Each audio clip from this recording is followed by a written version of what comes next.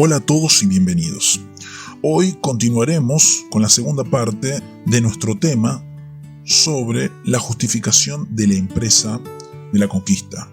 En el episodio anterior exploramos cómo se legitimó la conquista de América mediante las bulas papales y el derecho otorgado a los reyes de España y Portugal. Vimos cómo se justificó la expansión imperial en nombre de la evangelización, aunque muchas veces con métodos que distaban del verdadero espíritu del evangelio.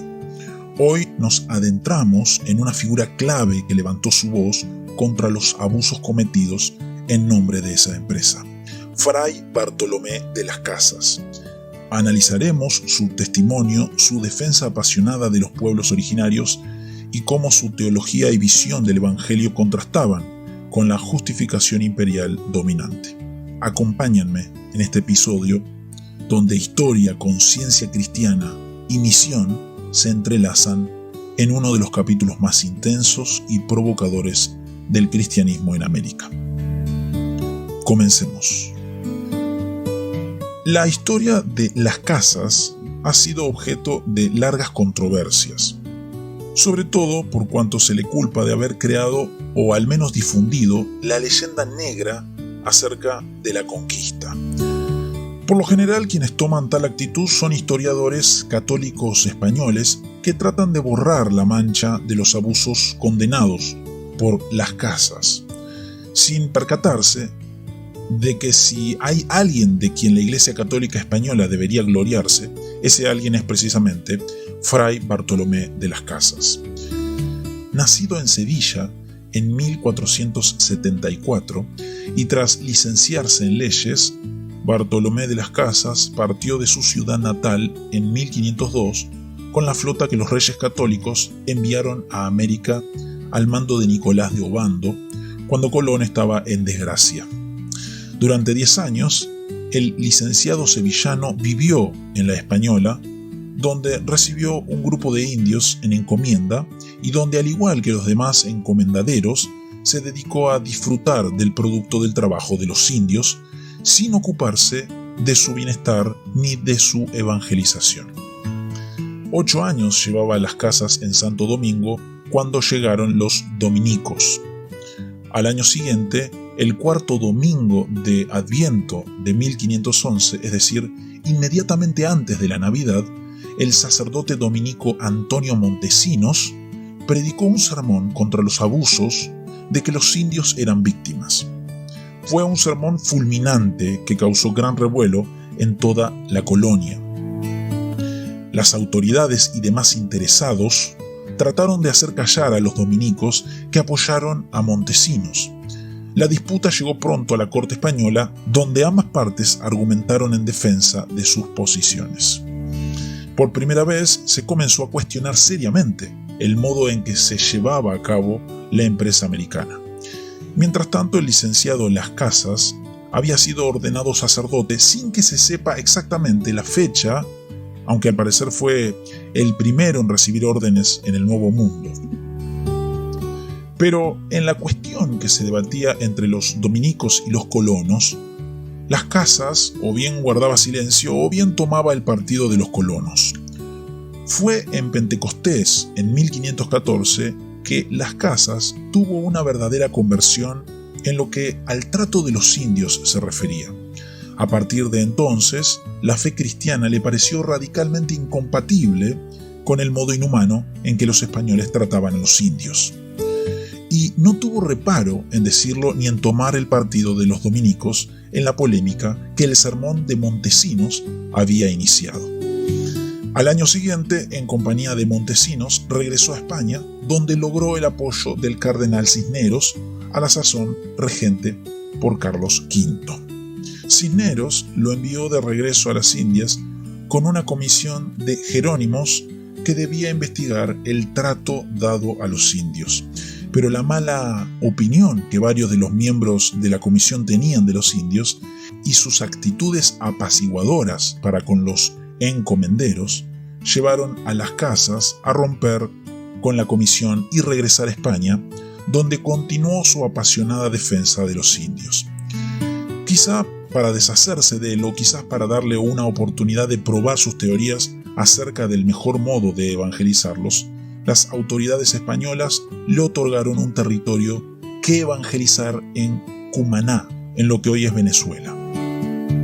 El experimento de las casas fracasó, en parte porque tendía a idealizar la bondad de los naturales y en parte porque los colonizadores españoles hicieron todo lo posible por obstaculizar el proyecto y fomentar la violencia.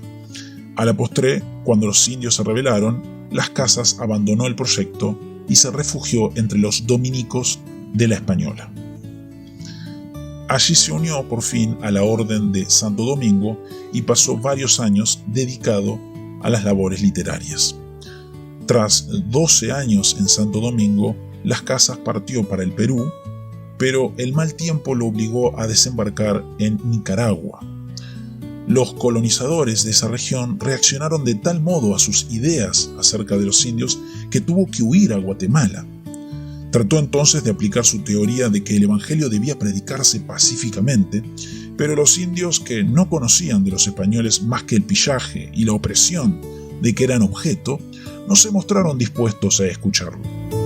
Fue durante ese período, en 1537, que escribió del único modo de llamar a todos los pueblos a la fe. Después pasó a México, donde hizo trabajo misionero y regresó a España en 1540. En España, Las Casas publicó su obra brevísima, Relación de la destrucción de las Indias, que inmediatamente suscitó gran controversia y la suscita todavía.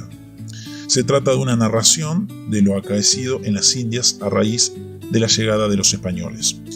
Como historia deja mucho que desear, pues es una obra polémica cuyo autor trata de mover a sus lectores a tomar acción en favor de los indios.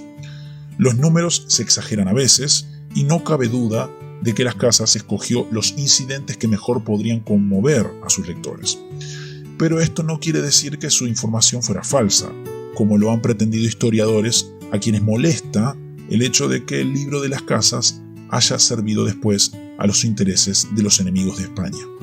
Vista en su propio contexto como un llamado a sus compatriotas a vivir a plenitud su fe en su trato con los indios, dicha obra resulta admirable y conmovedora. En parte como resultado de este libro, Carlos V hizo promulgar las leyes nuevas que limitaban los derechos de los españoles sobre los indios. Esto causó gran revuelo en América y en el Perú se llegó a la rebelión armada. A la larga, las leyes nuevas quedaron en el olvido y el abuso y la explotación continuaron. Las Casas gozaba de gran prestigio entre los elementos más progresistas de la corte española y le fue ofrecido el importantísimo episcopado de Cusco, la vieja capital del Imperio Inca. Pero se negó a aceptarlo y por fin fue nombrado obispo de Chiapas, en el sur de lo que hoy es México. Allí se mostró inflexible para con los encomenderos, como puede verse en su confesionario. La oposición de los colonizadores se hizo cada vez más vehemente y tras un año de residencia, Las Casas partió de nuevo para España, donde renunció a su diócesis. Desde entonces, en 1547, hasta su muerte en 1566, a los 92 años de edad, Las Casas se dedicó a corregir y a hacer publicar sus escritos y a oponerse a la política colonial española. Las Casas basaba su defensa de los indios en principios generales del derecho que gozaban de aceptación en Europa. A base de esos principios, arguía Las Casas que los caciques indios eran verdaderos señores de sus tierras y de sus vasallos, y que el único derecho que los españoles tenían en el Nuevo Mundo era el de proclamar el Evangelio. Ese derecho no justificaba las guerras contra los indios ni el régimen de las encomiendas, sino que sencillamente les permitía a los españoles dedicarse a la propagación de su fe por medios pacíficos. Además, decía Las Casas, los habitantes originales de estas tierras eran gente afable y generosa, que fácilmente sería ganada mediante el buen ejemplo y el amor. Fue este último punto, con su idealización del carácter del indio, lo que más fuerza les restó a los argumentos de Las Casas, pues sus enemigos se gozaron al ver fracasar los intentos de aplicar sus métodos pacíficos. Además, según se fue recrudeciendo la enemistad entre indios y españoles, menos aceptación tuvieron los escritos y las ideas de Las Casas. Sus obras fueron prohibidas en el Perú en 1552 y en España algunos años más tarde.